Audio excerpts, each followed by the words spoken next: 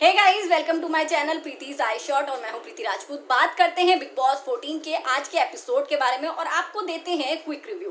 Big boss 14 के आज के एपिसोड के बारे में बात करूं तो पिछले सीजन्स के मुकाबले आज का एपिसोड भी कुछ खास नहीं था। अभी तक बिग बॉस के अंदर वो रंग देखने को ही नहीं मिला है कि जिसको देखकर बोले कि हाँ यार, अब तो बिग बॉस शुरू हुई हो गया है। अभी बीच में एक टास्क हुआ था जहां पर कंटेस्टेंट्स ने बहुत अच्छा परफॉर्म किया था और ऑडियंस को भी काफी मजा आया था, लेकिन अभी भी एपिसोड थोड़े ढीले ढाले जा रहे हैं, वो मजा नहीं आ रहा है। टास्क के अंदर कंटेस्टेंट्स अपना 100% देते हैं, लेकिन टास्क के अलावा पर्सनल चीज़ों में अपना पॉइंट तो कोई रखते ही नहीं है। इसके अलावा एंटरटेनमेंट फैक्टर भी कंटेस्टेंट्स के अंदर बहुत मिसिंग है। मुझे एक बात समझ नहीं आती है कि जो इस बार कंटेस्टेंट्स लाए गए हैं, कोई एक्ट्रेस है, कोई सिंगर है और क्या नाम है, इस तरीके के कैरेक्टर्स हैं, लेकिन बावजूद इसके कोई भी अपना कोई रंग दिखाई नहीं रहा। अरे यार, अपना कोई आर्ट ही दिखा दो जिससे ऑडियंस इंटरटेन हो जाए, अपना सेंस ऑफ ह्यूमर दिखा दो, अपनी मिमिक्री दिखा दो, कुछ भी। पिछले सीजन में आपने देखा होगा कि हर किसी के अंदर एक ना एक क्वालिटी तो जरूर थी ही। कोई फाइट अच्छा करता था, कोई सेंस ऑफ ह्यूमर में अच्छा था, कोई एंटरटेनिंग था। बट इस बार ये सब चीजें, जो फैक्टर्स हैं, वो बिग बॉस के घर के अंदर काफी मिसिंग लग रही हैं। अगर आपको भी ऐसा लगता है तो आप भी मुझे कमेंट करके बताइएगा। खैर, अब आज के एपिसोड पर आते हैं। आज के एपिसोड में वो टास्क कंटिन्यू हुआ जो कि कल भी हो रहा था। कपड़ों को लेकर कंटेस्टेंट्स के बीच में आपस में टास्क कराया गया था। आज के जो एपिसोड था उसमें अभिनव शुक्ला और जान कुमार शानू के बीच में सबसे पहले टास्क हुआ, जहां पर क्लियरली अभिनव शुक्ला विनर बनते हुए नजर भी आ रहे थे, क्योंकि जान कुमार शानू अपना 100% दे ही नहीं रहे। भैया, आपने बिग बॉस के दूसरे एपिसोड देखे, कब दोगे अपना 100%? वैसे भी इस बार आप डेंजर जोन में पूरे नजर आ रहे हो, और अगर बिग बॉस के मेकर्स कोई तगड़ा खेल नहीं खेलते हैं तो आप घर से जा रहे हो, तो आपको ये समझना होगा कि अगर ऑडियंस का दिल जीतना है तो कुछ तो एक्स्ट्रा करना पड़ेगा। सिर्फ निकी तंबोली के पीछे तंबोली तंबोली करके कुछ नहीं होने वाला है। खैर, यहाँ पर अभिनव शुक्ला इजिली जीत गए थे। अब बात करते हैं जैस्मीन भसीन और निकी तंबोली की, जिनको लेकर घर के अंदर काफी बवाल भी हुआ और बहस भी हुई।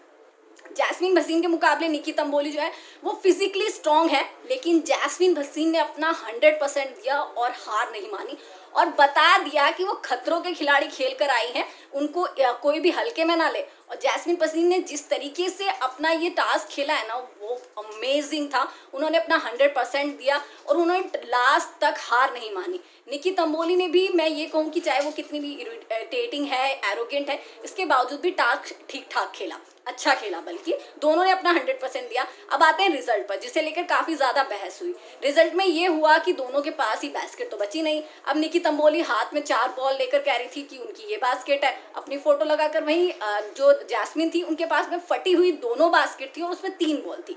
तो अब लॉजिकली तो यहाँ पर ऑब्वियसली हिना और गौहर का पॉइंट सही साबित होता है कि जैस्मीन को ही जिताना चाहिए था, जीतना चाहिए। लेकिन सिद्धार्थ शुक्ला का कहना ये था कि दोनों की ही बास्केट नहीं है तो ड्रॉ होना चाहिए।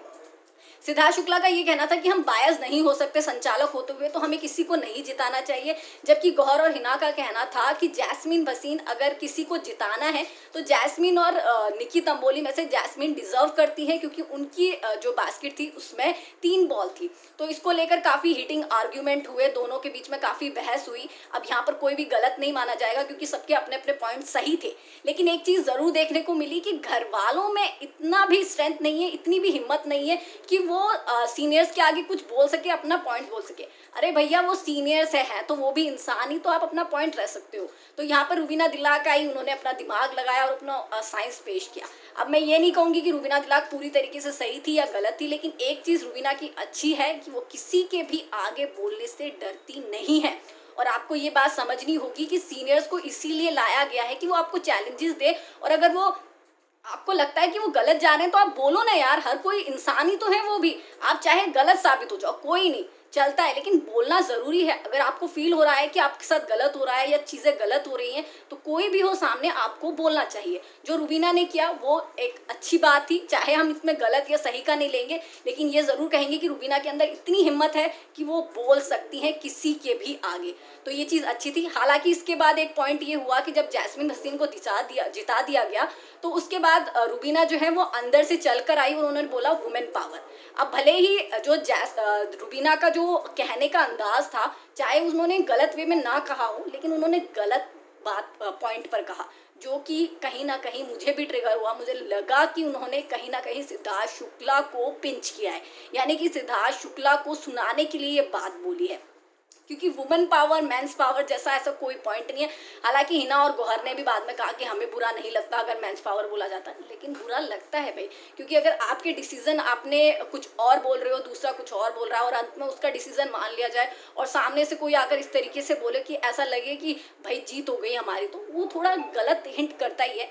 मैं ये नहीं कहूँगी कि रुबीना ने गलत वे में कहा था, लेकिन यहाँ पर पॉइंट टाइमिंग गलत थी कहने की, तो वहां पर उस टाइमिंग की वजह से लगा बुरा। और सिर्फ सिद्धार्थ शुक्ला को बुरा नहीं लगा, सिद्धार्थ के अलावा निशांत मलखानी को भी बुरा लगा, एजाज खान को भी बुरा लगा, राहुल वैद्य को भी बुरा लगा, क्योंकि वो लोग इस बात को समझ गए और कहीं ना कहीं शहजाद देवल भी इस पॉइंट को समझ गया था।